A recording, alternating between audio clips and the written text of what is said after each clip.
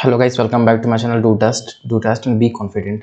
चलो आज की वीडियो शुरू करते हैं। कैसे आज की वीडियो हम लोग बात करेंगे सीजीपी पेपर में जो प्रीवियस ईयर के जितने भी क्वेश्चंस आए हुए हैं आपके उन क्वेश्चंस के बारे में बात करेंगे। साथ ही हम लोग जो मैथमेटिक्स जितने भी आपके क्वेश्चंस हैं उसको हम लोग सॉल्व करेंगे और आपके जो जितने भी डाउट्स होंगे वो सभी मैं इस वीडियो में क्लियर करते जाऊँगा। आज हम लोग मंडी निरीक्षक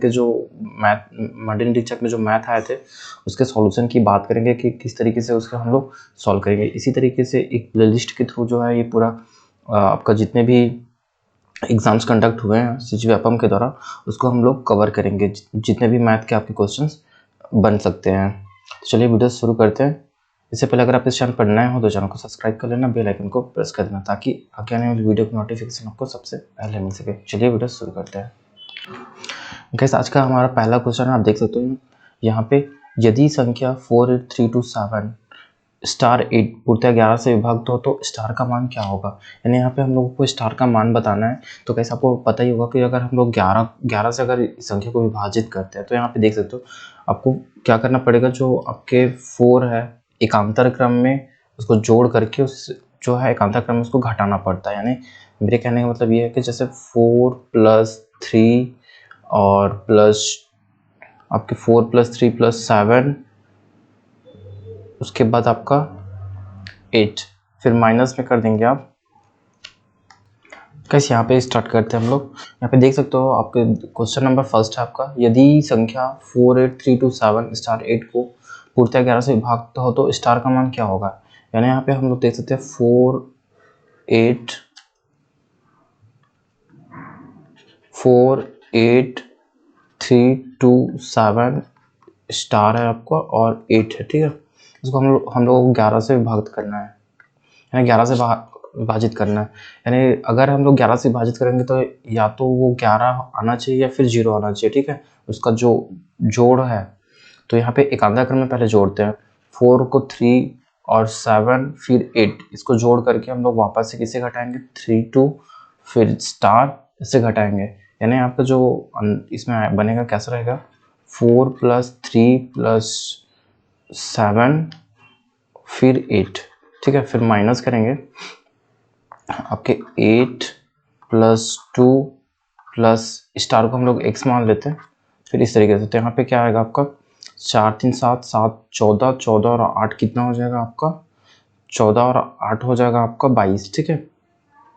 तो ये हो जाएगा आपका 22 माइनस यहाँ पे 8 2 10 और x, ठीक है। यहाँ पे माइनस में 10 माइनस x, ठीक है। यहाँ पे अब क्या आ जाएगा आपका 12 माइनस x, यानी x की जगह पे अगर मैं क्या रख दूँ 1 रख दूँ तो क्या हो जाएगा ये 11 हो जाएगा। यानी हमें अगर 11 से इसको विभाजित करना है तो या तो इसका जोड़ जो है 11 आना चाहिए या फिर 0 आना चाहिए, तब जो है ये पूरी तरीके से 11 से विभाजित होगा, ठीक है। तो इसका आंसर हो जाएगा आपका 12 में अगर हम लोग x की जगह में 1 रख दें तो क्या आ जाएगा आपका 11। तो इसका सही आंसर हो जाएगा आपका ऑप्शन नंबर डी, ठीक है। 1 इसका सही आंसर हो जाएगा। गाइस अब सेकंड क्वेश्चन की बात कर लेते हैं। यहाँ पे देख सकते हो सेकंड क्वेश्चन है आपका, यदि a + b + c = 9 तथा b c a = 23 हो तो a cube + b cube + c cube -3abc का मान क्या होगा। तो यहाँ पे हमें इसका मान बताना है। गाइस इसका सॉल्यूशन करने से पहले सबसे पहले हम लोग यहाँ पे लिख लेते हैं हमें दिया क्या क्या गया है। तो देखिए a + b + c = दिया हुआ 9, ठीक है। फिर दिया हम लोगों को ab + bc + ca = दिया 23, ठीक है। तो यहाँ पे हम लोगों को मान किसका ज्ञात करना है a cube + b cube + c cube -3ab और ये c इसका हम लोगों को सॉल्यूशन निकालना है। यहाँ पे हमें ज्ञात करना है a cube b cube + c cube -3abc का मान। तो सबसे पहले हमें क्या ज्ञात करना होगा, कैसे आपको बता दूं कि कुछ फॉर्मूले से उसको पहले याद कर लीजिए आप। यहाँ पे हम लोगों को पता है a cube + b cube + c cube का जो फॉर्मूला होता है आपका -3abc = इसका फॉर्मूला होता है आपका a + b + c और फिर ये ब्रैकेट में आपका हो जाएगा a² + b² + c² - ab plus B C plus C है, ठीक है। ये आपका एक फॉर्मूला होता है। अब हमें यहाँ पे देखना है, ये है यहाँ पे हम लोगों को किसका किसका मान दिया गया, A plus B plus C का मान है, और हमारे पास ए बी बी सी और सी ए का मान है, ठीक है। यहाँ पे ए प्लस बी प्लस सी का मान दिया 9 और ए B B C C A का मान है 23। बट हम लोगों को A square plus B square plus C square का मान नहीं दिया गया, तो क्या करेंगे हम लोग, सबसे पहले A square plus B square plus C square का मान निकालेंगे। तो इसको निकालने के लिए क्या करना पड़ेगा हमें, ए प्लस बी प्लस सी, ये जो आपको मान दिया हुआ है मान, उसका होल अगर स्क्वायर कर दें हम लोग, तो इसका जो फार्मूला बनता है वो क्या बनता है, A square plus B square plus C square plus 2 हो जाएगा A B B C plus C है, ठीक है। इस तरीके से यहाँ पे बनेगा। यहाँ पे ए प्लस बी प्लस सी का मान हमारे पास कितना है, यहाँ पे है आपका 9, ठीक है। तो यहाँ पे लिख लेंगे 9 का square is equal to a square plus B square plus C square, ठीक है, प्लस 2 इंटू यहाँ पे ए बी बी सी और सी का मान कितना है 23, यहाँ पे 23 ये हो जाएगा। इसमें ऊपर वाले मिटा देता हूँ। अब यहाँ पे देख लेते हैं, यहाँ पे हमारे पास कितना है, यहाँ पे हो जाएगा आपका 81, ठीक है, 81 ये हो जाएगा। फिर A square plus B square plus C square ये हो जाएगा आपका 23 का डबल कितना हो जाएगा 46, ठीक है, यहाँ पे 46 हो जाएगा। तो यहाँ पे हमारा मान क्या हो जाएगा आपका, A square plus B square plus C square is equal to हो जाएगा आपका 81 माइनस 46, ठीक है। कैसे यहाँ पे 81 माइनस 46 इज इक्वल टू क्या हो जाएगा आपका 35, ठीक है। अब यहाँ पे हमारा क्या हो गया, A plus B plus C का मान निकल गया। A plus B plus C का मान क्या हुआ आपका, sorry, A square plus B square plus C square का मान क्या हो गया आपका 35 हो गया, ठीक है। अब हमें क्या ज्ञात करना है, यहाँ पे देखिए हमारे पास क्या है, अब हमारे पास ये हो गया A plus B plus C का मान, इसका मान हो गया, A square B square C square का मान हो गया, और A plus B A B B C C A का मान हो गया। यानी पे हमें सिंपली से यहाँ पे पुट बस कर देना, ठीक है। तो यहाँ पे हमारा क्या होगा, A cube plus B cube plus C cube minus 3ab C is equal to A plus B plus C बराबर क्या है अपने पास 9 है, ठीक है। अब उसके बाद ब्रैकेट डाल दो, A square plus B square plus C square का मान क्या है आपका 35 minus A B plus B C plus C A का मान क्या हो जाएगा आपका, इसका मान हो जाएगा आपका 23, ठीक है। तो अब इसको आप लोग सॉल्व कर सकते हो, 9 इंटू 35 माइनस 23 क्या हो जाएगा आपका, यहाँ पे हो जाएगा 12, ठीक है। तो ये हो जाएगा 12 नहीं 108, यानी 108 इसका आंसर हो जाएगा। कैसे यहाँ पे देख सकते हो, इसका जो सेकंड नंबर का जो आंसर है वो आपका 108 है, ठीक है। यहाँ पे देख सकते हो आप, यहाँ पे आपका 108 दिया हुआ है, ठीक है। इस तरीके से ये बनेगा। तो इसके लिए आपको दो फॉर्मूले याद रखने पड़ेंगे। पहला फार्मूला है आपका ये आपको पहला फार्मूला हो जाएगा A cube plus B cube plus C cube minus 3ab is equal to होता है आपका ये जो ब्रैकेट के अंदर है A plus B plus C into A B square plus B square plus C square minus A B plus B C plus C A. Second formula हो जाएगा आपका A plus B plus C का whole square. यहाँ पे होता है आपका A square plus B square plus C square plus 2ab plus B C plus C A. ये एक सेकेंड फार्मूला हो जाएगा। ये दोनों फार्मूला के बेस पे ये आपका आंसर बनेगा। या तो आप एक और तरीका हो सकता है, अगर आप बनाना चाहते हो थोड़ा लेट से, तो ए प्लस बी प्लस सी को आप 3 बार मल्टीप्लाई करोगे तो ये आ जाएगा। फिर आपका ए प्लस बी प्लस सी और ए को 2 बार मल्टीप्लाई करोगे तो आपको ये आंसर आ जाएगा। आपको फार्मूला याद रखने की भी ज़रूरत नहीं पड़ेगी, फिर आसानी से आप पुटअप कर सकते हो, ठीक है। इस तरीके से भी आप इसको बना सकते हो। गैस अब हमारा तीसरा क्वेश्चन है, यहाँ पे देख सकते हो, यदि एक बहुपद f(x) को 2x प्लस 3 से भाग दे तो शेषफल क्या होगा। यानी जो आपका f(x) दिया हुआ फंक्शन ऑफ x, इसको अगर हम लोग 2x प्लस 3 से भाग दें तो क्या होगा, यानी 2x प्लस 3 इससे भाग दें तो क्या होगा। वैसे यहाँ पे कुछ नहीं करना है आपको, यहाँ पे फंक्शन का मान रख देना है 2x प्लस 3 और यहाँ पे x का जो मान है यहाँ पे निकाल लीजिए, ठीक है। x इज इक्वल टू क्या हो जाएगा आपका, इसको 0 कर दो, ठीक है, तो -3/2, ठीक है। यही इसका सिंपल सा आंसर हो जाएगा, आपको कुछ नहीं करना पड़ेगा। यहाँ पे फंक्शन का आप फंक्शन f -3/2 इसका आंसर हो जाएगा। कैसे नेक्स्ट क्वेश्चन की बात करें, यहाँ पे देख सकते हो, एक समचतुर्भुज के एक विकर्ण की लंबाई दूसरे विकर्ण की लंबाई का 75%। इस समचतुर्भुज का क्षेत्रफल छोटे विकर्ण की वर्ग का कितना गुना है। कैसे इस क्वेश्चन का भी आंसर आपका सिंपली से हो जाएगा, 75% दिया हुआ आपका लंबाई, ठीक है। यहाँ पे एक विकर्ण की लंबाई आपको दिया हुआ, दूसरे विकर्ण की लंबाई आपको 75% बता रहा है, ठीक है। तो इस समचतुर्भुज के क्षेत्रफल में विकर्ण के वर्ग का कितना गुना है, तो आपको कुछ नहीं करना है, यहाँ पे 1/2d1 इंटू d2 इसका मान निकालना रहेगा। ठीक है, तो यहाँ पे आपको विकर्ण की लंबाई 75% दिया है, तो उसको सॉल्व करेंगे तो आपका इसका आंसर मिल जाएगा। नेक्स्ट क्वेश्चन की बात करते हैं। हमें नेक्स्ट क्वेश्चन अपना दिया हुआ है, एक घन के सभी सतहों के क्षेत्रफलों का योग 3750 है। यानी किसी कोई घन है, घन के जो क्षेत्रफल के सतही क्षेत्रफल है, ठीक है, सतही क्षेत्रफल का योग जो है, योग आपको कितना दिया हुआ 3750। ठीक है, ये आपका सेंटीमीटर का स्क्वायर हो जाएगा। तब उस घन के सभी किनारों की लंबाइयों का योग कितना होगा। यानी हम लोगों को जो एजेस है उसका, यानी किनारा जिसको बोलते हैं हम लोग घन का, उसका मान निकालना है, यानी ए का मान निकालना है यहाँ पे। ठीक है, तो यहाँ पे हम निकाल लेते हैं। यहाँ पे हमें दिया क्या हुआ है, सतही क्षेत्रफल का योग।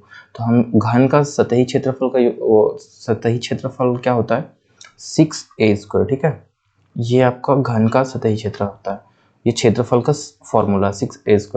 यहाँ पे 3750 ये इसका हो जाएगा। अब यहाँ से इसको सॉल्व कर लेते हैं एक बार हम लोग। 6 को हम लोग काट लेते हैं, 6 छक्के 36, 1 बच गया आपका, ये हो जाएगा 6 दूनी 12 और 6 पंचे 30। ठीक है, तो a² इज इक्वल टू कितना आ जाएगा आपका 625, और a इज इक्वल टू क्या हो जाएगा 625 जो आपका 25 का वर्ग होता है। ठीक है, तो यहाँ पे क्या हो जाएगा आपका 25। तो a इज इक्वल टू कितना हो जाएगा, हमारा एक एज आ गया आपका 25, और हम जानते हैं घन में कितने एजेस होते हैं आपके 12 एजेस होते हैं। तो अगर हम लोग इसको गुणा कर दे 12 से, ठीक है, तो 25 × 12, तो ये आपका आंसर हो जाएगा। इसका कितना आंसर हो जाएगा आपका 25 × 12 इज इक्वल टू हो जाएगा आपका, आप 12 पंचे 60 का 0, और ये आपका 6 हो जाएगा, 12 दूनी 24, 24 और 6 30, 300 आपका जो आंसर हो जाएगा यहाँ पे 300 मीटर में आपको दिया गया। ठीक है, तो ये आपका सही आंसर हो जाएगा। यहाँ पे देख सकते हो इसका आंसर दिया है यहाँ पे, ये आपका ऑप्शन नंबर सी, इसका ऑप्शन नंबर सही हो जाएगा सी, 300 मीटर। ठीक है, अब बात कर लेते हैं नेक्स्ट क्वेश्चन की। कैसे हम नेक्स्ट क्वेश्चन की बात करते हैं, आप देख सकते हो यदि किसी गोले के आयतन को उसके पृष्ठ क्षेत्रफल से विभाजित किया जाए तो परिणाम जो है 27 सेंटीमीटर होता है। तो गोले की त्रिज्या होगी, यानी गोले की त्रिज्या क्या होगी ये पूछ रहा है। तो यहाँ पे हम लोग दिया क्या गया है, गोले के आयतन को उसके पृष्ठ क्षेत्रफल से। सबसे पहला काम है हम लोगों को गोले का आयतन निकालना। ठीक है, तो गोले का आयतन क्या होता है, गोले का आयतन होता है आपका 4/3 पाई आर का त्रिज्या। ठीक है, ये आपका गोले का आयतन होता है। साथ ही हम लोग क्या कहा, पृष्ठ क्षेत्रफल। तो गोले का जो पृष्ठ क्षेत्रफल होता है उसका फॉर्मूला क्या होता है आपका 4 पाई r²। देखो अगर आपको सवाल करने हैं व्यापम के तो आपको फॉर्मूले से चाहिए, क्योंकि ये फॉर्मूला बेस्ड ही सब बनता है इसमें। ठीक है, अब यहाँ पे क्या करना पड़ेगा आपको, यहाँ पे दिया गया कि पृष्ठ क्षेत्रफल से विभाजित किया जाए, यानी गोले के आयतन को, यानी 4/3 पाई r का क्यूब को अगर मैं, ठीक है, 4 पाई r² से भाग कर दूं तो मेरे को जो परिणाम मिलने वाला है वो 27 मिलने वाला है। ठीक है, या 27 सेंटीमीटर। तो यहाँ पे आप देख सकते हो, यहाँ पे पाई से पाई तो कैंसिल हो जाएगा, r से r का, और ये r कैंसिल हो जाएगा। ठीक है, अब यहाँ पे हम लोगों के पास बचेगा क्या, कैसे, अब यहाँ पे हम लोगों को बचने वाला क्या है 4/3 यहाँ पे बच जाएगा, और r, ठीक है, और यहाँ पे अपॉन में बच जाएगा आपको 4/1। ठीक है, अगर हम इसको यहाँ पे 27 आ जाएगा। अब इसको अगर सॉल्व करें हम लोग तो 4/3 r × 1/4 हो जाएगा, इज इक्वल टू यहाँ पे आ जाएगा आपका, अब यहाँ पे क्या आ जाएगा आपका ये 4/3 ये हो जाएगा, तो 4 से 4 ये कैंसिल हो जाएगा, यहाँ पे 27 है। ठीक है, फिर r का मान क्या हो जाएगा, r/3 इज इक्वल टू 27, तो r इज इक्वल टू हो जाएगा आपका 81। 81 कैसे हुआ आपका, जब r का मान निकालोगे तो 27 इंटू अगर 3 करते हो तो आपको ये हो जाएगा आपका 81 के बराबर। ठीक है, तो इस तरीके से आपका जो r का मान यहाँ पे निकल जाएगा। कैसे, और यहाँ पे हमें यही पूछा गया था कि गोले की त्रिज्या कितनी होगी। ठीक है, तो यहाँ पे दिया गया आपको ऑप्शन नंबर सी देख लीजिए 81 सेंटीमीटर। ठीक है, यहाँ पे आपका इसका सही आंसर हो जाएगा आपका 81 सेंटीमीटर। ओके सब नेक्स्ट क्वेश्चन की बात करें तो यहाँ पे देख सकते हो 12 के दो गुणजों का लघुत्तम समापवर्ती 1056 है। यदि इनमें से एक संख्या 132 हो तो दूसरी संख्या निम्न में से क्या होगी। जैसे हमें यहाँ पे दिया गया है एलसीएम। ठीक है, एलसीएम दिया गया है 1056। ठीक है, और आपका एक संख्या दे दिया है a इज इक्वल टू 132।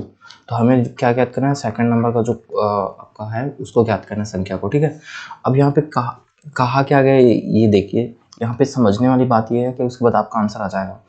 यहाँ पे 12 के दो गुणजों का लघुत्तम समापवर्त दिया है 1056, यानी 12 के गुणज की बात कर रहा है। तो यहाँ पे 12 का गुणज क्या होगा, तो 12 इंटू 1 होगा, 6 इंटू 2 हो सकता है, या फिर 4 इंटू 3 होगा। ठीक है, इस तरीके से आपके गुणज हो सकते हैं। इसका जो एलसीएम रहेगा वो आपका क्या होगा, 1056 होगा। यानी ओवरऑल हम बात करें, अगर हम लोग 12 को यहाँ से कॉमन निकाल दे तो हमारा हाईएस्ट कॉमन फैक्टर क्या बन जाएगा, 12 बन जाएगा। ठीक है, ये आपका हाईएस्ट कॉमन फैक्टर बन जाएगा। यानी अगर हम लोग यहाँ पे ये करें कि जो 12 है यहाँ पे, ये हमारा हाईएस्ट कॉमन फैक्टर यानी एचसीएफ है, तो हम लोग यहाँ पे आसानी से इसको सॉल्व कर लेंगे। तो चलिए मैं आपको दिखाता हूँ कैसे सॉल्व करेंगे इसको। जैसे यहाँ पे देखो, हमारे पास दिया क्या गया है, एलसीएम दिया है 1056 और एक संख्या दिया है ए, और 20 हमें ज्ञात करना है। यहाँ पे एचसीएफ, यहाँ पे दो तरीके से ज्ञात कर सकते हैं। सबसे पहले मैं बेसिक मेथड बता देता हूँ। जैसे कि हम लोग कैसे ज्ञात करते हैं, एलसीएम का फॉर्मूला होता है, क्या होता है, LCM into HCF is equal to a cross b. ये इसका बेसिक फार्मूला है। ठीक है, यहाँ पे एलसीएम क्या है आपका 1056 और एचसीएफ क्या है आपका 12 और ए क्रॉस बी मतलब हम लोगों को एक संख्या दिया 132 और बी का मान ज्ञात करना है। तो यहाँ से हम लोग इसको सॉल्व कर सकते हैं। ठीक है, यहाँ से हम लोग सॉल्व करेंगे तो क्या हो जाएगा, 12 एकम 12 और ये 12 एकम 12 एक बार में चला जाएगा, 12 एकम 12। ठीक है, यहाँ से एक 11 बार में चला कट जाएगा और फिर 11 से इसको हम लोग काट लेते हैं, कितना होता है, तो ये हो जाएगा 11 99 और 6 बच जाएगा, 11 छक्के 66, यानी बी का मान यहाँ पे आ रहा है आपको 96। यानी अगर हम लोग यहाँ पे हमारी दूसरी संख्या क्या हो जाएगी यहाँ पे 96। अब इसका आंसर भी मैं दिखा देता हूँ आपको। इसका आंसर हो जाएगा आपका 96, यहाँ पे देख सकते हो ऑप्शन नंबर सी। ठीक है, यहाँ पे ऑप्शन नंबर सी है आपका 96, ये आपका सही आंसर हो जाएगा इस क्वेश्चन का। अब इसका मैं सेकंड मेथड आपको बता देता हूँ यहीं पे कि इसको हम लोग और किस तरीके से कर सकते हैं। गैस अगर हमें एलसीएम पता है, ठीक है, और एचसीएफ पता है, तो हम लोग बेसिक चीज़ पता है हम लोगों को, एलसीएम जो है हमेशा जो है एचसीएफ से भाग जाता है कम्प्लीटली, तभी वो जो है इसका एचसीएफ कहलाएगा। ठीक है, अब यहाँ पे क्या हो जाएगा, अगर हम लोग यहाँ पे एलसीएम को एचसीएफ से भाग कर दें तो एक जो आपका आंसर आ जाएगा। यहाँ पे देखो, सीधी बात करें, 1056 है हमारे पास एलसीएम, और अगर एचसीएफ हम लोगों का क्या हो रहा है 12। ठीक है, तो 12 से एलसीएम अगर हम लोग भाग करते तो क्या हो जाएगा आपका 12 कि जैसे कि अगर हम यहाँ पे भाग करते इसको 12 से, तो यहाँ पे क्या आ जाएगा आपका, यहाँ पे देखोगे तो यहाँ पे 12 8 96 होता है, फिर यहाँ पे 9 बज गया तो फिर 12 8 96 ये भी हो जाएगा, यानी 88 आ रहा है। तो अब इसका मल्टीप्लाई करते हैं। ठीक है, 11 गुणा 8 अगर करते हैं हम लोग तो 11 8 88 हो जाएगा। अब इसका गुणा जो है एचसीएफ से कर दो। ठीक है, इन दोनों का गुणा जो है एचसीएफ से अगर करते हो तो आपको वो नंबर्स मिल जाएंगे जो यहाँ पे दिए गए हैं। ठीक है, यानी अगर आपके पास एलसीएम दिया हुआ है और एचसीएफ दिया हुआ है, तब भी आप जो दोनों नंबर्स को आराम से फाइंड आउट कर सकते हो। ठीक है, तो यहाँ पे देख सकते हो कैसे करेंगे। यहाँ पे अगर हमारा 11 गुणा और 12 करते हैं तो क्या आ जाएगा आपका, 12 गुणा 11 करके देख लीजिए 132 ये आ जाएगा आपका, और 8 गुणा 12 करो तो ये हो जाएगा आपका 96, यानी ये आपका पहला नंबर हो गया। विथआउट इस नंबर का हेल्प लिए हम लोग यहाँ पे निकाल सकते हैं। ठीक है, यानी पे पहला नंबर ये हो गया, और सेकंड नंबर आपको बी का 5 निकाले हम लोग, वो क्या हो गया आपका B96 हो गया। ठीक है, यानी हम लोग इस जो नंबर दिया गया है उसका हेल्प लिए बिना भी हम लोग एलसीएम और एचसीएफ के थ्रू जो है इसका आंसर निकाल सकते हैं।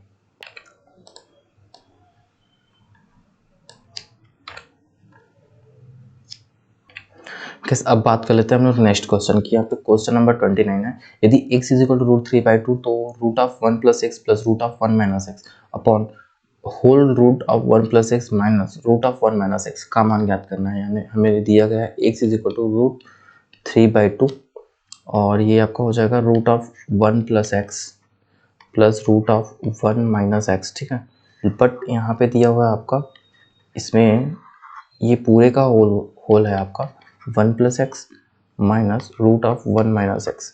गैस यहाँ पे मैंने इसको सॉल्व करके देखा बट नहीं हो पाया था, और इसका आंसर अगर लाना है तो हमें क्या करना पड़ेगा, इसको हम लोग अगर सॉल्व करते हैं तो इसको थोड़ा सॉल्व करना आपको टफ होगा, क्योंकि ये नहीं हो पाएगा। मैंने इसको सॉल्व करके एक बार देखा, अगर आपसे हो जाता तो देख लीजिएगा।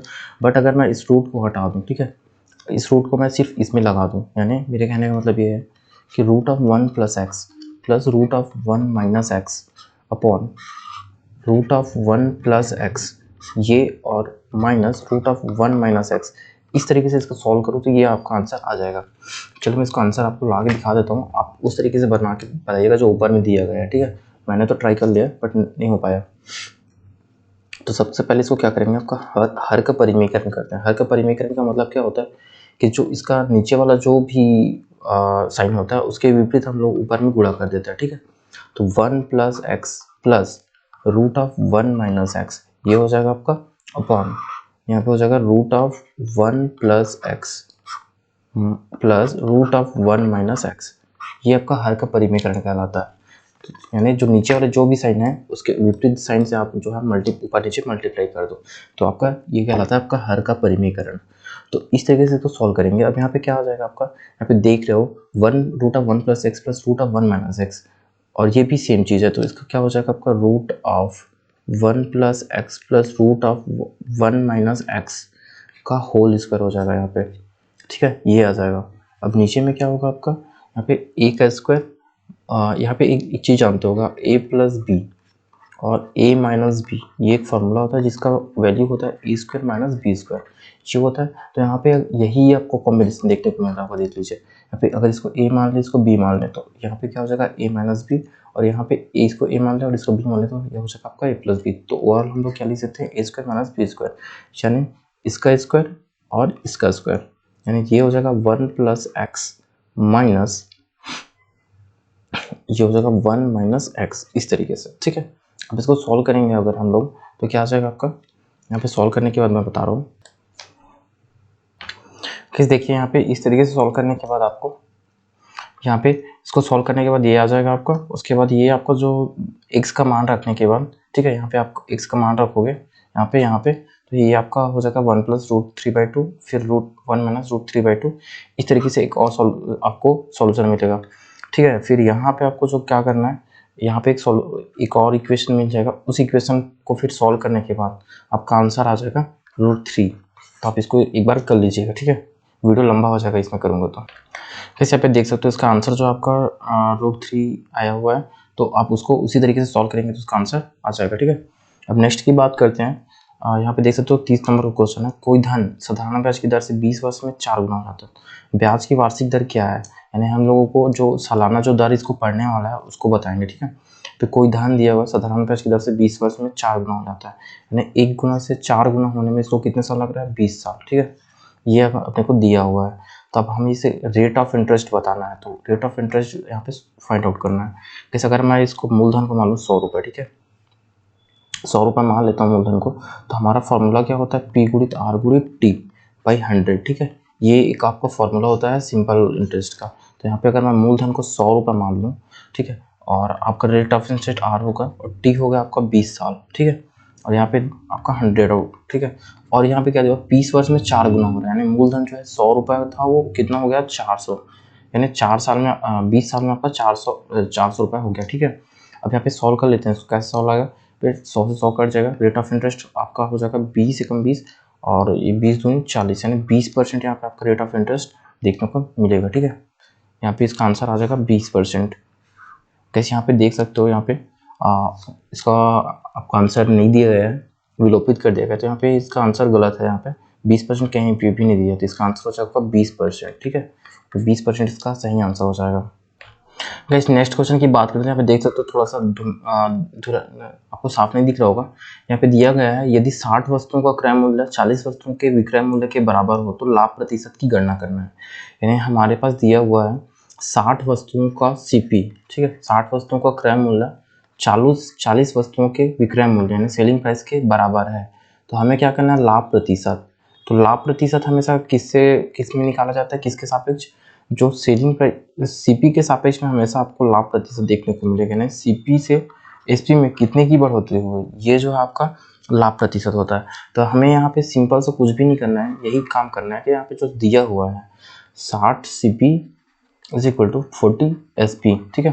तो यहाँ पे क्या करना है, आपको सीपी को सेट कर दीजिएगा, ट्रांसफर कर दीजिए यहाँ पे सीपी को एसपी अपॉन सीपी, ठीक है। यहाँ पे आप इसको सिंपल कर लीजिए, 2 2 4 हो जाएगा, 2 दिया 6 हो जाएगा, ठीक है। यहाँ पे यानी S P upon C P is equal to क्या हो जाएगा आपका 3/2, ठीक है। ये आपका और 3/2 हो गया। अब यहाँ से देखिए सीपी से एसपी में कितने की बढ़ोतरी हुई है।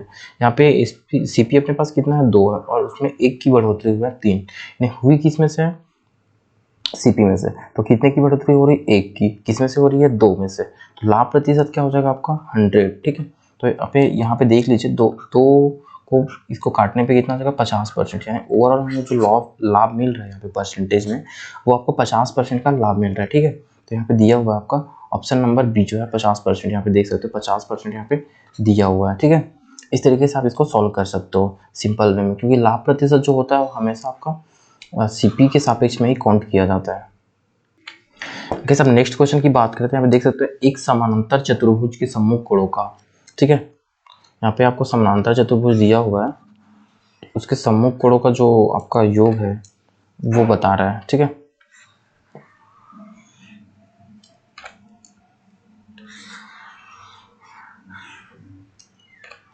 यहाँ पे दिया हुआ आपको समानांतर चतुर्भुज के सम्मुख कोणों का जोड़ 5x - 10। जैसे आप जानते हो कि समानांतर चतुर्भुज का आपको जो है कैसा रहता है समानांतर चतुर्भुज, ये आपका एक समानांतर चतुर्भुज इस तरीके से बनता है, ठीक है। इसके जो आमने सामने की जो भुजाएं होती है, ये भुजा और ये भुजा आपस में बराबर होती है, ये भुजा और ये भुजा जो आपका आपस में बराबर होती है। अगर मैं इसको ABCD करके एक नाम दे दूँ तो इस तरीके से रहेगा, ठीक है। यहाँ पे देख सकते हो, यहाँ पे आंसर आपको इस तरीके से बनाना पड़ेगा। देखिए यहाँ पे दिया क्या गया है, हम लोगों को सम्मुख कोणों का एक जोड़ा दिया गया है, यानी ये सम्मुख मान लो हम लोगों को दिया गया है ये और जो है आपका सामने वाले की जोड़ा, यानी AB और AD और BC का जो जोड़ा दिया हुआ है, यहाँ पे कितना दिया हुआ है हम लोगों को 5x + 10, ठीक है। ये आपको दिया गया है 5x + 10 = 2x + 110। गाइस इसको मैं बराबर इसलिए कर रहा हूँ क्योंकि जो आमने सामने की भुजाएं होती है वो आपस में बराबर होती है, ठीक है। तो इस इक्वेशन से हमें क्या करना है, हमें x का वैल्यू जो है फाइंड आउट करना है। तो यहाँ पे किस तरीके से सॉल्व करेंगे देख सकते हो। यहाँ पे 5x, तो हम लोग x टर्म वाले को x एक सेट कर लेते हैं, 5x - 2x, ठीक है। उसके बाद 110 - 10, तो यहाँ पे क्या हो जाएगा आपका 3x, ये हो जाएगा और ये हो जाएगा आपका 100, ठीक है। सॉरी, ये जो है आपका 5x + 10 नहीं है, ये -10, ठीक है। ये माइनस हो जाएगा आपका, तो ये हो जाएगा आपका प्लस, तो ये हो जाएगा आपका 120, ठीक है। ये 120 होने के बाद क्या हो जाएगा x = 3 को अगर आप काटते हो आप कितने मान में कटेगा, 3 चौका 12 यानी 40 डिग्री। यहाँ पे x का मान जो आपका हो जाएगा 40 डिग्री, ठीक है। तो देख सकते हो ये जो आपका मान हो जाएगा 40 डिग्री। यहाँ पे ऑप्शन बी जो है आपका सही हो जाएगा, यहाँ पे 40 डिग्री दिया होगा, ठीक है। ये आपका CG व्यापम को जो मंडली निरीक्षक का एग्जाम हुआ था उसका क्वेश्चन है। अब नेक्स्ट क्वेश्चन की बात करते हैं। तो इस नेक्स्ट क्वेश्चन की बात करें तो देख सकते हैं 33 नंबर का क्वेश्चन है। यहाँ पे यदि L समानांतर है M के तब कोण 1 + कोण 2 = क्या होगा, ठीक है। यहाँ पे हम लोगों को दिया गया था, यहाँ पे मैं आपको यहाँ पे डायग्राम बना देता हूँ किस तरीके से बना हुआ है। ये आपका एक डायग्राम दिया हुआ है, यहाँ पे ये आपका L हो गया है और ये हो जाएगा आपका M, ठीक है। अब यहाँ पे एक लाइन खींचा हुआ है इस तरीके से, ये आपका एक लाइन हो गया, ठीक है। अब यहाँ पे देखो, यहाँ पे जो दिया गया है, यहाँ पे हम लोगों को क्या दिया, ये कोण 2 दिया था, इसको कोण 2 बोला है और ये आपका कोण 30 डिग्री है, ठीक है। और यहाँ पे आपका कोण 1 है, ये आपका कोण 1 हो गया, ठीक है। अब हमें क्या ज्ञात करना है, यहाँ पे कोण 1 + कोण 2 = ज्ञात करना है, ठीक है। = क्या होगा, तो गाइस आपको पता ही होगा ये जो कोण होते हैं जब दो रेखाएं समानांतर होती हैं, ठीक है, और उसको कोई तीसरी रेखा जो है कट करती है। मान लो इन एक रेखा है जो इन दोनों रेखाओं को काट रही है, ठीक है। तो यहाँ पे क्या होगा आपका, ये जो कोण होगा, ये जो कोण आपका होता है क्या है 180 डिग्री का होता है, ठीक है। तो कोण 1 प्लस ये जो 30 डिग्री वाला कोण है 30 डिग्री = क्या हो जाएगा आपका 180 डिग्री। यानी ये पूरा कोण जो होता है, यानी अगर मैं बात करूँ तो ये जो एक सीधी रेखा होती है इसमें जो कोण बनता है ये क्या होता है 180 डिग्री का होता है, ठीक है। तो यहाँ पे क्या हो जाएगा 180 डिग्री हो जाएगा। तो कोण 1 का मान क्या हो जाएगा आपका कोण 180 - 30 डिग्री, यानी ओवरऑल कोण 1 का मान हो जाएगा आपका 150 डिग्री। यहाँ पे आपको 150 डिग्री देखने को मिलेगा, ठीक है। उसके बाद क्या हो जाएगा आपका, यहाँ पे देखिए ये कोण 1 का मान क्या होगा आपका 150 डिग्री, ये हुआ। अब अपने पास क्या है 150 डिग्री ये हुआ, उसके बाद आपका कोण 2, तो कोण 2 हमें ज्ञात करना है। जैसे यहाँ पे देख सकते हो ये जो कोण है 30 डिग्री, ये कोण दो की संगत कोण है। संगत कोण का मतलब क्या होता है, इट मीन्स ये होता है जब दो रेखाएं जो समानांतर रेखा को कोई एक तीसरी रेखा काटती है तो ये जो रेखा होती है, ठीक है, यानी ये जो कोण है और ये जो कोण है आपस में बराबर होते हैं। इसी तरीके से अगर मैं एकांतर कोण की बात करूँ तो एकांतर कोण क्या हो जाएगा, ये जो कोण है और आपका ये जो कोण है आपस में बराबर होते हैं, यानी इस तरीके से जो आपका इसमें आता है। तो यहाँ पे देख सकते हो ये अगर 30 डिग्री है, ठीक है, तो ये भी एक 30 डिग्री होगा। कहाँ से हो जाएगा, आपका संगत कोण का एक नियम होता है, अगर आप लोग पढ़े होंगे तो संगत कोण करके एक नियम होता है, आपको 7th क्लास में भी है। साथ ही आपका एक अलग से इसका पूरा अलजेब्रा सॉरी जियोमेट्री में इसका एक पूरा सेक्शन है, ठीक है। तो इसका मतलब होता है 30 डिग्री यहाँ से इस संगत कोण की वजह से हो जाएगा। तो यहाँ पे कोण 1 प्लस कोण 2 अगर हम लोग ज्ञात करें तो कोण 1 हमारे पास कितना है 150 डिग्री प्लस कोण 2 कितना है आपके पास 30 डिग्री। 150 प्लस 30 इज इक्वल टू हो जाएगा आपका 180 डिग्री, यानी ये इसका सही आंसर हो जाएगा आपका 180 डिग्री, ठीक है। इस तरीके से ये आंसर आपका आ जाएगा। यहाँ पे देख सकते हो इसका आंसर कितना आया है, आपका इसका आंसर हो जाएगा, देख लीजिए यहाँ पे ये ऑप्शन नंबर डी जो है आपका सही आंसर हो जाएगा 180 डिग्री, ठीक है। ये आपका 180 डिग्री जो है इसका सही आंसर हो जाएगा। ये भी मंडे निरीक्षक में आया हुआ क्वेश्चन है आपका। अब नेक्स्ट क्वेश्चन की बात करें, कैसे यहाँ पे नेक्स्ट क्वेश्चन है हमारा 34 नंबर का, ठीक है। यहाँ पे पी 6,000 रुपये में क्रय की गई वस्तु को 30% के लाभ पर क्यू को बेच देता है। उस वस्तु की सजावट पर 200 रुपये खर्च कर क्यू उस वस्तु को 40% लाभ देकर आर को बेच देता है। आर उसे 10% हानि उठाकर इस को बेच देता है, तब इसको कितना भुगतान करना पड़ेगा। ओवरऑल ये साइकिलिंग का जो है क्वेश्चन है, ठीक है। अगर आपने साइकिलिंग पढ़ा होगा तो इसको आप आराम से कर लोगे, ठीक है। तो ये किस तरीके से बनता है, पी जो है आपका 6,000 रुपये में किसी वस्तु को खरीदता है, ठीक है। ये 6,000 रुपये में खरीदा और उसको 30% लाभ पर क्यू को बेच देता है। 30% लाभ का मतलब क्या हो जाएगा 30/100, ठीक है। तो यहाँ से 2 जीरो से 2 जीरो ये कैंसिल हो जाएगा, ठीक है। ये हो जाएगा आपका 1800, यानी अब जब ये क्यू को मिलेगा, यानी क्यू के पास जब ये आएगा सामान तो 6,000 प्लस 1800, ठीक है, ये आ जाएगा। यानी क्यू को ये मिलने वाला है 7800 रुपये में, ठीक है। ये क्यू को मिलेगा कितने में 7800 रुपये में। अब हम लोग बात करते हैं उस वस्तु की सजावट पर क्यू ने कितना खर्च किया, 200 रुपये खर्च किया। अब क्यू क्या कर रहा है, क्यू जो है इस वस्तु जो भी वस्तु है उसको 7800 में खरीदा, अब उसमें 200 रुपये का और खर्च करता है कि उसको सजावट करता है, ठीक है, जो भी है माला वाला पहना देता है। उसके बाद ये हो जाएगा आपका 8,000 रुपये, ठीक है। ये क्या हुआ 8,000 रुपये। अब क्या करता है क्यू उस वस्तु को जो है यहाँ पे देख सकते हो 40% लाभ पर आर को बेच देता है। यानी जब क्यू जो है आर को देता है तो आर को कितने परसेंट लाभ में दे रहा है वो 8,000 रुपये प्लस 40%, ठीक है। तो इसका 40% आप निकालोगे तो कितना हो जाएगा 8 चौका 3200 रुपये ये हो जाएगा, ठीक है आपका। 1 मिनट, यहाँ पे देखिए ये आपका 3200, ठीक है, 8 चौका 3200 रुपये, ठीक है। यानी आपको ये मिलने वाला है किसको, आर को जब मिलेगा तो कितने का हो जाएगा 8,000 का सामान जो है 8,000 का सामान आपका हो जाएगा 3200 रुपये में, इसको एक्स्ट्रा पड़ने वाला है, ठीक है। तो ये हो जाएगा 0028311 11,200 रुपये में किसको मिलने वाला है, ये सामान मिला आपको आर को। अब क्या कह रहा है यहाँ पे देखिए, अब यहाँ पे क्या कहा जा रहा है, आर उसे 10% हानि उठाकर एस को बेच देता है, तब एस को कितना भुगतान करना पड़ेगा। यानी ओवरऑल जो है एस कितना भुगतान करेगा ये हमें बताना था। यहाँ पे देख सकते हो अब हमें आर को कितने रुपए में इसको क्यू ने दिया 11,200 रुपये में। अब इसमें आर क्या कर रहा है 10% का नुकसान उठा रहा है, यानी 10% का नुकसान की बात करें तो यहाँ पे कितना हो जाएगा आपका ओवरऑल 11,220 रुपये का जो है वो नुकसान उठा के क्या कर रहा है एस को बेचेगा। तो यहाँ पे 11,200 में अगर मैं 1120 रुपये का माइनस कर दूँ तो यहाँ पे क्या आ जाएगा 0, फिर ये 8 हो जाएगा और ये आपका 0 हो जाएगा, ये भी 0 हो जाएगा और ये 10,080 रुपये ये हो जाएगा आपको एस को मिलने वाला है, ठीक है।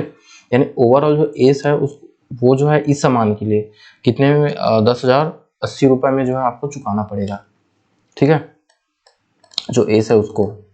यहाँ पे देख सकते हो इसका आंसर आ जाएगा आपका 10,080 रुपये। इस तरीके से ये आपका साइक्लिक वाला क्वेश्चन है, इसको इस तरीके से आप सॉल्व कर सकते हो।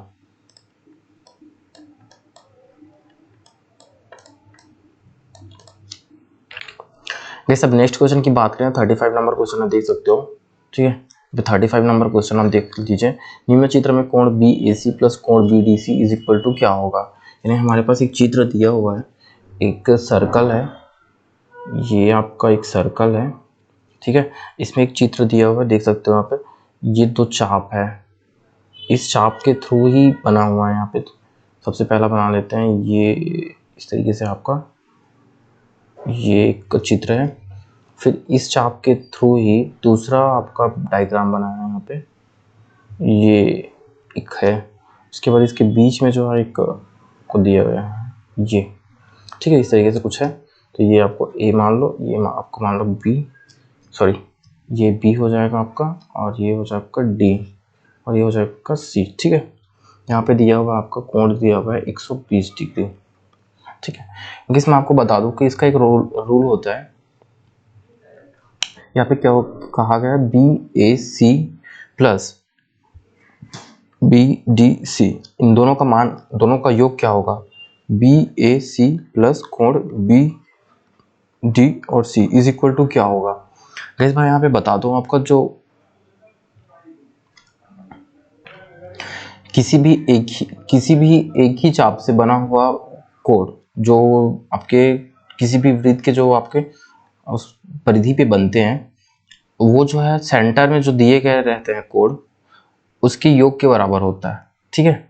हाफ के योग यानी इसका आधे के योग के बराबर होता है, यानी ये जो है 60 डिग्री का होगा, ये भी 60 डिग्री का होगा, तो 60 प्लस 60 क्या हो जाएगा आपका 120 डिग्री का यहाँ पे हो जाएगा। यानी कोण बी ए सी आपका 60 डिग्री होगा, प्लस कोण बी डी सी जो है आपका 60 डिग्री होगा। इस तरीके से जो है आपका 120 डिग्री का इसका सही आंसर हो जाएगा, ठीक है। इस तरीके से आपका आंसर हो जाएगा यहाँ पे ऑप्शन नंबर बी 120 डिग्री, यानी एक ही चाप से बना हुआ परिधि पर बना हुआ कोण जो है आपका जो है इस तरीके से आपका जो सेंटर में बनने वाले कोण के आधे के बराबर होता है, यानी ये भी 60 डिग्री होगा और ये भी 60 डिग्री होगा, ठीक है, क्योंकि इसमें डबल कोण दिया हुआ है, ठीक है। कैसे मैंने ये क्वेश्चन आपको आसानी से सॉल्व कर लीजिए, कर हो जाएगा, आपको इसमें कोई दिक्कत नहीं करना पड़ेगा, क्योंकि ये दिया हुआ आपको ये जो आपका औसत दिया हुआ है इसको जोड़ोगे और फिर जो है आपके 11 से भाग कर दीजिएगा, तो ये आपका आंसर आ जाएगा 1 के बराबर आएगा, ठीक है। तो इस तरीके से इसका आंसर निकल जाएगा, इसको आप आराम से कर लीजिएगा। बट ये जो क्वेश्चन है आपको देख सकते हो 38 नंबर का, यहाँ पे दिया हुआ है P 80 किलोमीटर 1 घंटा 20 मिनट में चलता है, जबकि Q 120 किलोमीटर प्रति 120 किलोमीटर को 2 घंटा 40 मिनट में चलता है, यानी और आपका तथा B जो है 100 किलोमीटर को P तथा Q की चालों के औसत चाल से चलता है, तब R द्वारा यात्रा पूरी करने में लगा समय क्या होगा।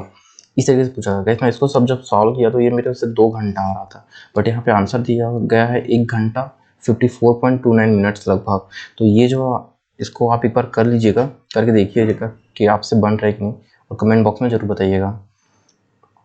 अब हम लोग बात कर लेते हैं नेक्स्ट क्वेश्चन की, ठीक है। 39 नंबर की 39 नंबर का क्वेश्चन आप देख सकते हो। 100 मीटर दौड़ को 2 व्यक्ति ए तथा बी क्रमशः 11.25 सेकंड तथा 12.5 सेकंड में पूर्ण करते हैं। यदि या वह दोनों साथ में दौड़ प्रारंभ करते हैं तो बी लक्ष्य से कितना पीछे था जब 100 मीटर की दौड़ को ए पूर्ण कर लेता है। इसको इस तरीके से सॉल्व करते हैं, जैसे यहाँ पे दिया हुआ है हम लोगों को ए और बी, ठीक है। यहाँ पे 100 मीटर का टोटल डिस्टेंस है, डिस्टेंस की बात करें यहाँ पे 100 मीटर दिया हुआ है, ठीक है। डिस्टेंस को मैं डी से डिनोट कर रहा हूँ, तो डी से 100 मीटर हो गया। अब यहाँ पे हम लोग कितने का फर्क पड़ रहा है ये देखिए, 12.5 सेकंड में पूर्ण करते हैं, ठीक है। अब यहाँ पे बी जो है वो क्या कर रहा है, 12.5 सेकंड में पूर्ण कर रहा है, 12.5 सेकंड में कितने को, 100 मीटर को। तो यहाँ पे जो 11.25 सेकंड और आपके 12.5 सेकंड, इसमें कितने का अंतर है, 1.25 का अंतर है, ठीक है। तो यहाँ पे 1.25 सेकंड इज इक्वल टू क्या हो जाएगा आपका, ये हो जाएगा आपका 100 इंटू 1.25 अपॉन 12.5, ये हो जाएगा। गैस आपको लग रहा होगा ये किस तरीके से हो गया, ठीक है। मैं एक बार और आपको क्लियर कर देता हूँ, शायद आपको समझ नहीं आएगा यहाँ पे। चलिए मैं आपको बताता हूँ ये किस तरीके से होगा। यहाँ पे देखिए, यहाँ पे हम लोग दिया क्या गया है, बी जो है 12.5 सेकंड में क्या कर रहा है, 100 मीटर को दौड़ रहा है, और ए जो है 11.25 सेकंड में दौड़ रहा है। तो इन दोनों का जो डिफरेंस है ए का ये, सॉरी बी का ये है, ए का ये है, इन दोनों का जो डिफरेंस है वो आपका 1.25 सेकंड आ रहा है। यही जो डिफरेंस है, यही इसी में जो डिस्टेंस तय किया होगा वही जो है आपका पिछड़ा होगा, ठीक है, जो बी है इससे, ए से। तो यहाँ पे हम लोग देख सकते हैं यहाँ पे 12.5 सेकंड को 100 मीटर को 12.5 सेकंड लगा रहा है दौड़ने में बी जो है। तो 1 सेकंड को कितना टाइम लगाएगा वो, सीधी सी बात है 100/12.5 सेकंड यही लगाएगा। अगर आप यहाँ पे हम लोग बात करें 1.25 सेकंड को, वो कितना लगाएगा, 100/12.5 सेकंड इंटू 1.25 सेकंड, ये इस तरीके से लगाएगा, ठीक है। तो यहाँ पे देख सकते हो आप, यहाँ पे अगर हम लोग बात करें, ये आपका 100 हो जाएगा। अब इसको हम लोग सॉल्व कर लेते हैं बेसिक सिंपली से। और यहाँ पे देख सकते हो 1.25 दिया हुआ, तो 125 अपॉन यहाँ पे हो जाएगा 100, यानी यहाँ पे दशमलव लगा हुआ है, तो इस दशमलव को हटाएं, इसको कंप्लीट करने लिखने के लिए यहाँ पे दशमलव नीचे में लगा लेंगे, ठीक है। अब यहाँ पे 125 इसको कर देते हैं, और ऊपर में यहाँ पे एक संख्या के बाद दशमलव लगा हुआ है, 12.5 है यहाँ पे, है ना। तो यहाँ पे एक संख्या के बाद लगाते हैं, यहाँ पे ऊपर में भी इसको हटाने के लिए कर लेते हैं एक 10 का गुणा। अब यहाँ पे देखिए 125 टू 125 कट जाएगा, 100 से 100 कट जाएगा, और यहाँ पे आपका आंसर आ जाएगा 10 सेंटीमीटर, सॉरी 10 मीटर, ठीक है। ये आपका 10 मीटर का, ये इसका सही आंसर हो जाएगा। यहाँ पे देख सकते हो, यहाँ पे यही पूछा गया है कि जो है दौड़ ए को पूर्ण कर लेता है तो कितने मीटर से जो है बी जो है पीछे रह जाता है, यानी 10 मीटर से जो आपका पीछे रह जाता है। इसका ऑप्शन नंबर ए सही आंसर हो जाएगा, ठीक है। जैसे हमारा नेक्स्ट क्वेश्चन हो जाएगा, यहाँ पे देख सकते हो, समान लंबाई की 2 रेलगाड़ियां समांतर लाइनों पर एक ही दिशा में क्रमशः 46 किलोमीटर प्रति घंटा तथा 36 किलोमीटर प्रति घंटे की गति से चल रही है। तेज चलने वाली रेलगाड़ी धीमी रेलगाड़ी से 36 सेकंड में आगे निकल जाती है, तो प्रत्येक रेलगाड़ी की लंबाई कितनी होगी, ठीक है। यहाँ पे इस तरीके से आपका क्वेश्चन दिया हुआ है। यहाँ पे हम लोग क्या कहना चाह रहे हैं कि समान लंबाई की 2 रेलगाड़ियां हैं, ठीक है, और वो समांतर लाइनों पर एक दिशा में क्रमशः 46 किलोमीटर प्रति घंटा तथा 36 किलोमीटर प्रति घंटे की चाल से चल रही हैं। पहला रेलगाड़ी जो है आपका उसका स्पीड दिया हुआ आपका 46 किलोमीटर पर आवर, ठीक है। दूसरा का दिया हुआ आपको 36 किलोमीटर पर आवर। ये S1 और S2 आपको दिया हुआ है। अब तेज चलने वाली रेलगाड़ी धीमी रेलगाड़ी से 36 सेकंड में आगे निकल जाती है, तो प्रत्येक रेलगाड़ी की लंबाई कितनी है, इस तरीके से आपको क्वेश्चन पूछा गया है, ठीक है। तो आप यहाँ पे देख सकते हो कि ये जो आपका स्पीड दिया हुआ है, कैसे यहाँ पे हमारा जो डिस्टेंस है, ठीक है, डिस्टेंस जो है वो समान है, ठीक है। डिस्टेंस यहाँ पे कांस्टेंट है, यहाँ पे आपका डिस्टेंस में किसी भी तरीके का कोई दिक्कत नहीं है, ये आपका समान है, ठीक है, डिस्टेंस जो है। तो ये डिस्टेंस जो आपका समान है, तो किस तरीके से सॉल्व करेंगे, तो आपका ये डिस्टेंस जो समान है तो इसको आपको सॉल्व करने के लिए करना पड़ेगा, ये जो L है, ठीक है, पहली रेलगाड़ी का लंबाई प्लस दूसरी रेलगाड़ी का लंबाई अपॉन ये जो आपका 36 किलोमीटर और आपका 46 किलोमीटर है। कैसे यहाँ पे देख सकते हो, ये जो आपका रेलगाड़ी की लंबाई जो है, ठीक है, L+12 है, और जो आपका स्पीड है, चूँकि ये जो रेलगाड़ियाँ हैं वो एक ही दिशा में चल रही हैं, यानी जब वो एक ही दिशा में चलती है कोई भी रेलगाड़ी, तो उसका फॉर्मूला होता है कि जो स्पीड जो है घट जाती है, ठीक है। बेसिकली जो है आपका स्पीड घट जाता है, जहाँ पे हम लोग देख सकते हैं 46 - 36 ये हो जाएगा आपका, और फिर 36 सेकंड यहाँ पे दिया हुआ है। जैसे अब हमें इसका आंसर जो है आपका, जैसे हमें इसका आंसर जो है आपका मीटर में लाना था, ठीक है। यहाँ पे मीटर में देख सकते हो, यहाँ पे आंसर लाने के लिए क्या करना पड़ेगा, मीटर में करना पड़ेगा। तो यहाँ पे मीटर में कन्वर्ट करने के लिए क्या करना पड़ेगा आपको, 2L अपॉन ये हो जाएगा आपका 10, फिर 36 जो है सेकंड में है, तो इसको मीटर में चेंज करने के लिए क्या करना पड़ेगा आपको, ये जो है आपका 36 सेकंड है, तो इसको मीटर में चेंज कर लेते हैं हम लोग किलोमीटर पर आवर में। तो ये हो जाएगा आपका, सॉरी यहाँ से आपका 2L, ठीक है, 2L इज इक्वल टू हो जाएगा 36 × 10। ये जो 10 है आपका वो किलोमीटर पर आवर में है, और ये जो सेकंड 36 है वो सेकंड में है, ठीक है। यहाँ से हम लोग चेंज करेंगे इसको, तो ये हो जाएगा आपका, ठीक है, यहाँ पे क्या हो जाएगा आपका 2L is equal to 36 second. उसके बाद हम लोग इसको किलोमीटर पर आवर में चेंज कर लेते हैं, ये हो जाएगा आपका, सॉरी मीटर पर सेकंड में चेंज कर लेते हैं 10, ये किलोमीटर पर आवर में, इसको गुणा कर देते हैं हम लोग। चेंज करने के लिए क्या करेंगे, 1000 से गुणा कर देंगे, फिर ये हो जाएगा आपका 3600, ये आपका आवर का, ठीक है। 36 से 36 कैंसिल हो जाएगा, और आपका सॉरी 36 फिर 100 बार में ये कैंसिल हो जाएगा, और फिर ये 100 से ये 00 से 00 ये कैंसिल हो जाएगा। अब आपके पास आ जाएगा 2L is equal to 100 metre, ठीक है। तो L इज इक्वल टू क्या हो जाएगा आपका 50 मीटर, ये आपका सही आंसर हो जाएगा, ठीक है। ये आपकी रेलगाड़ी की लंबाई हो जाएगी। तो आप देख सकते हो यहाँ पे इसका सही आंसर हो जाएगा आपका 50 मीटर, तो सही आंसर हो जाएगा। अब नेक्स्ट क्वेश्चन की बात करें, नेक्स्ट क्वेश्चन की बात करते हैं। एक व्यक्ति को 3000 रुपये 3 वर्ष के लिए लेने पर 3540 रुपये और 6000 रुपये 2 वर्ष के लिए लेने पर 6720 रुपये, तो 5000 रुपये 5 वर्ष के लिए लेने पर 6500 रुपये वापस करना पड़ता है, तब उसे किस प्रकार का ब्याज लग रहा है। यानी इसमें बताना है कि साधारण ब्याज लग रहा है, कि चक्रवृद्धि ब्याज लग रहा है, कि मिश्रित ब्याज लग रहा है, या फिर इनमें से कोई नहीं। वैसे यहाँ पे देख सकते हो, यहाँ पे हम लोग दिया क्या हुआ है, अगर मैं 3000 रुपये लेता हूँ तो 3 वर्ष के पश्चात मैं इसको कितना दूंगा, ये देखिए यहाँ पे देना है हम लोगों को 3540 रुपये, ठीक है।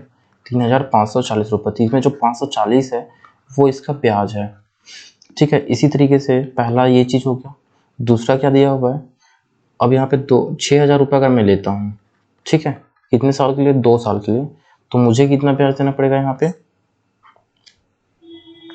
2 वर्ष के लिए अगर लेता हूँ मैं 6000 रुपये, तो कितने देना पड़ेगा, 6720 रुपये, ये मेरे को देना पड़ेगा, ठीक है। तो यहाँ पे क्या हो जाएगा आपका 6720, यानी 720 जो दिख रहा है यहाँ पे, ये जो है एक्स्ट्रा है यहाँ पे, यानी ये आपका ब्याज है। तो इसको अगर हम लोग सॉल्व करते हैं तो यहाँ पे देख सकते हो, इससे क्लियर हो जाएगा आपको, ये से ये कैंसिल हो जाएगा, 0 से 0 कैंसिल हो जाएगा, 3 3 9, तो यहाँ पे 9 R का मान हो जाएगा, ये 3 3 9, 9 को अगर 54 को 9 से 54 को काटो कितने बार में जाएगा, 6 9 54, ठीक है। तो ये 9 6 54, R का मान यहाँ पे 6 आ जाएगा। इसी तरीके से इसको सॉल्व कर लीजिए आप, ये आपका 12 6 72, यानी R का मान आपका 12 आ जाएगा, ठीक है।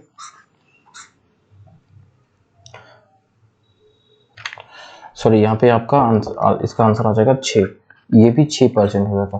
वैसे यहाँ पे जो आपका इंटरेस्ट हो रहा है वो सिंपल इंटरेस्ट ही आएगा, ठीक है। तो साधारण ब्याज के दर से ही यहाँ पे बढ़ रहा है। अगर यहाँ पे इस तरीके से होता तो आपका जो, अगर यहाँ पे सिंपल इंटरेस्ट का जो फॉर्मूला था, ठीक है, मैं भी जो लगाया था वो, अगर इसमें जो है चक्रवृद्धि ब्याज होता तो इसमें इसका जो है CI निकालना पड़ता, तब जाके जो है इसका आंसर सही आता, ठीक है।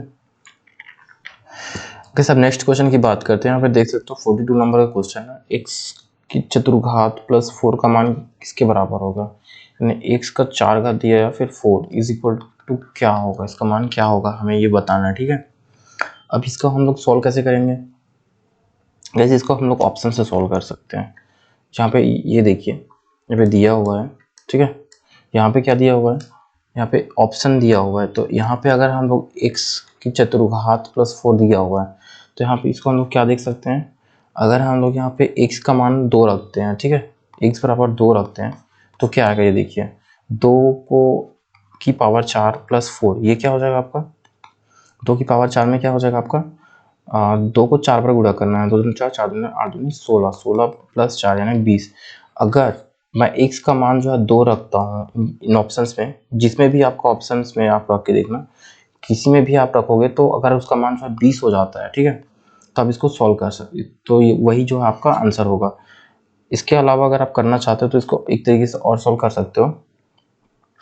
बेसिकली अगर आप इसमें से किसी को भी जो है सॉल्व करना चाहते हो, तो ये यहाँ पे दिया हुआ है, जैसे कि x² प्लस 2 और x² प्लस 2, इसको अगर आप सॉल्व करोगे तो जो आएगा उसको देखिएगा कि इसमें क्या क्या यही जो फॉर्मूला है वो बन रहा है, अगर बन रहा है तो वो सही रहेगा, ठीक है। तो इस तरीके से आपको इसमें अगर रखोगे तो ये आपका ऑप्शन नंबर सी में सही जाएगा, ठीक है। यहाँ पे x² प्लस 2 प्लस 2x और x² प्लस 2 माइनस 2x, इसमें जो है आपका ये जो फॉर्मूला, ये जो आपका वैल्यू दिया गया है ये आ जाएगा, ठीक है।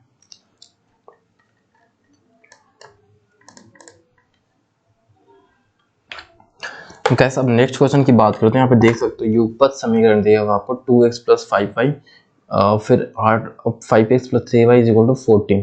तो इसको अब दिया क्या गया हम लोगों को, 2x plus 5y is equal to 17 दिया हुआ है, ठीक है। इसी तरीके से आपको 5x plus 3y is equal to दिया हुआ है आपका 14 दिया हुआ है। अब यहाँ पे ये युगपत समीकरण है, तो इसे हमें बताना है ये अद्वितीय हल है कि केवल इसमें दो हल है या फिर अनंत हल है या फिर कोई हल नहीं है। तो इसको सिंपल सा चेक करने का फॉर्मूला होता है कि अगर हम a1/a2 is equal to b1/b2 is equal to c1/c2, इसमें अगर कोई भी जो है टच नहीं करता है यानी इसी कंडीशन में रहता है तो ये आपका अनंत हल में जाएगा, ठीक है, अनंत हल। और इसी तरीके से अगर इसमें कोई एक बराबर हो जाता है तो इसमें कोई हल नहीं है, ये इसमें आता है।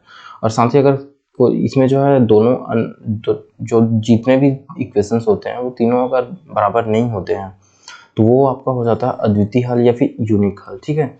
इस तरीके से तीन कंडीशन इसमें फॉलो होते हैं। पहले में क्या है, अगर आपका एक जो है, अगर आपका एक भी जो है कनेक्ट मतलब सभी जो है बराबर आ रहे हैं, आपस में बराबर है, तो एक अनंत हल को प्रेजेंट करेगा।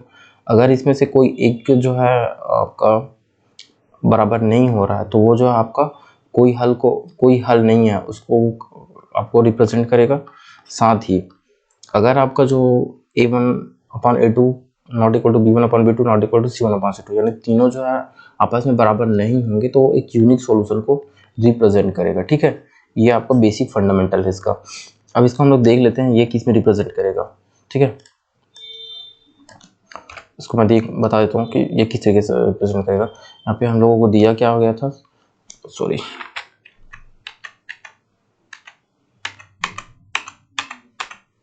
ये आपका दिया हुआ है, ठीक है, ये हमारे पास दिया हुआ है। तो यहाँ पे हम लोग देख लेते हैं a1/a2 बराबर b1/b2 is equal to c1/c2। ये हमारा बेसिक फंडामेंटल्स या फिर रूल्स बोल सकते हैं इसको।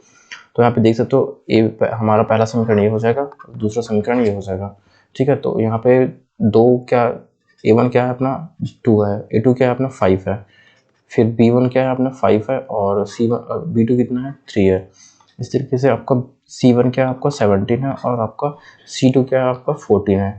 वैसे यहाँ पे अगर हम लोग सॉल्व करते हैं तो कोई भी जो है आपका बराबर नहीं हो रहा है, देख सकते हैं यहाँ पे कोई भी चीज़ जो है बराबर नहीं है आपस में, यानी ये आपका एक यूनिक सॉल्यूशन है, ठीक है, एक यूनिक सॉल्यूशन है ये, इसको हम लोग यूनिक सॉल्यूशन बोलेंगे, ठीक है। यानी इसका सही आंसर हो जाएगा आपका ऑप्शन नंबर ए, अद्वितीय हल है ये। अगर ये कोई भी एक बराबर हो जाता, ठीक है, तो ये आपका कोई हल में नहीं आता, यानी इसका कोई सॉल्यूशन नहीं निकल सकता था। और इसमें एक यूनिक सॉल्यूशन का मतलब ये होता है कि इसमें सिर्फ जैसे कि कोई दो बिंदु हैं, जैसे कोई लाइन है, ठीक है, ये लाइन है आपका, तो यहाँ से जो लाइन काट रहा है तो यहाँ पे जो बन रहा है, ठीक है, यही यूनिक सॉल्यूशन है, यानी इसका मान ही जो है आपका यूनिक होगा, कोई एक ही मान इसमें आपको मिलने वाला है, इस तरीके से। अब नेक्स्ट क्वेश्चन की बात करते हैं।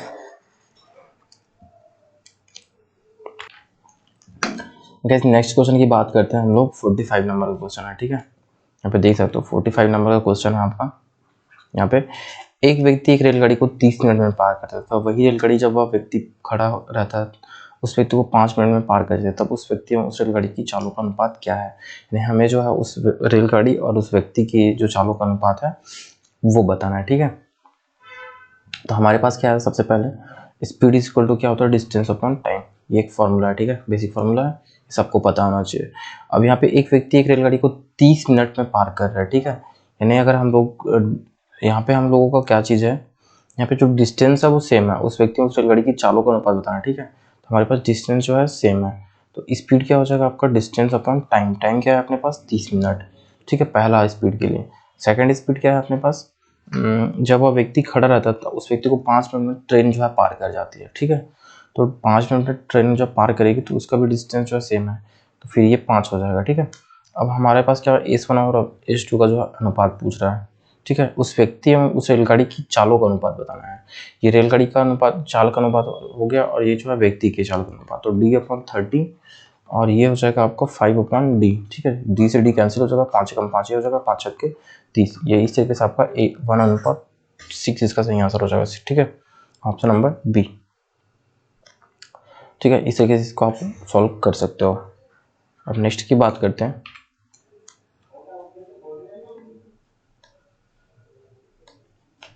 फिर नेक्स्ट की बात करें हम लोग तो क्या हो जाएगा आपका, ठीक है। फिर नेक्स्ट क्वेश्चन की बात करते हैं। ये है आपका नेक्स्ट क्वेश्चन यहाँ पे, हाँ यहाँ पे देखिए आप, 150 मीटर लंबी रेलगाड़ी एक खंभे को 15 सेकंड में पार करती है तथा उतनी ही लंबी एक दूसरी रेलगाड़ी जो विपरीत दिशा में चल रही है वो 8 सेकंड में पार कर जाती है। तो दूसरी रेलगाड़ी की चाल क्या है, यानी हमारे पास एक रेलगाड़ी दिया गया और दूसरी रेलगाड़ी का चाल हमें बताना है। ठीक है, तो यहाँ पे हम लोगों को क्या दिया गया है, 150 मीटर एक लंबी ट्रेन है। ठीक है, ये पहली रेलगाड़ी का जो है लंबाई है। ठीक है, और दूसरी रेलगाड़ी भी सेम लंबाई की है। ठीक है, विपरीत दिशा से जो चल रही है वो, और पहली तो दूसरी रेलगाड़ी का लंबाई क्या है अपने पास, वो भी 150 मीटर दिया है। ठीक है, सॉरी दिया नहीं है, बताया गया है। अब पहली रेलगाड़ी पार करने में कितना टाइम ले रही है, 15 सेकंड, और दूसरी रेलगाड़ी पार करने में कितना टाइम ले रही है, 8 सेकंड। ठीक है, अब हम लोग सॉल्व करना है इसको, इस तरीके सॉल्व करते देखिए। यहाँ पे दिया हुआ है अपने को पहली रेलगाड़ी का, हम लोग पहले चाल निकाल लेते हैं, पहली रेलगाड़ी का चाल। ठीक है, पहली रेलगाड़ी का चाल क्या हो जाएगा, 150 बटा 15 सेकेंड, डिस्टेंस अपॉन टाइम। ठीक है, तो ये क्या हो जाएगा आपका 10, ये होगा मीटर पर सेकंड। ठीक है, हमें आंसर में क्या चाहिए आपको, अपने को किलोमीटर प्रति घंटे में चाहिए। ठीक है, यहाँ पे देख सकते हो किलोमीटर प्रति घंटा लिखा हुआ है यहाँ पे। ठीक है, तो ये आपको आंसर में हमें चाहिए रहेगा। तो यहाँ पे 10 मीटर पर सेकंड ये है। अब दूसरी ट्रेन की चाल देख लेते हैं हम लोग, दूसरी ट्रेन की चाल। ठीक है, ट्रेन की चाल, दूसरी ट्रेन की चाल क्या हो जाएगी अपना,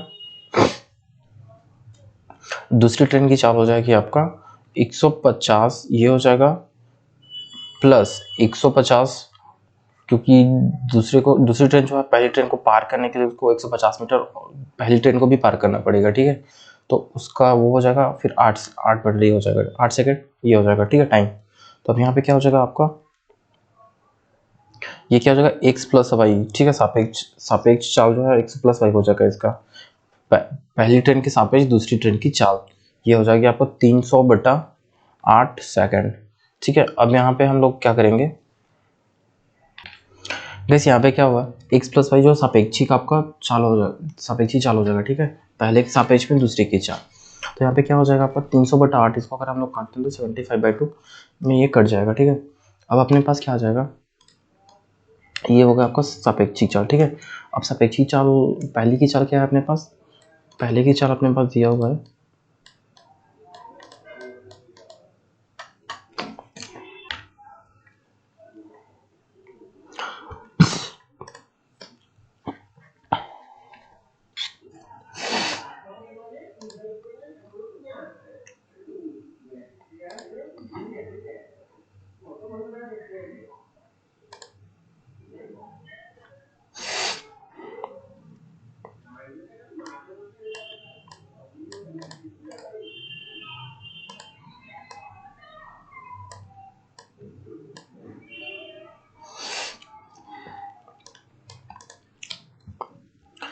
अब अपने पास आगे क्या है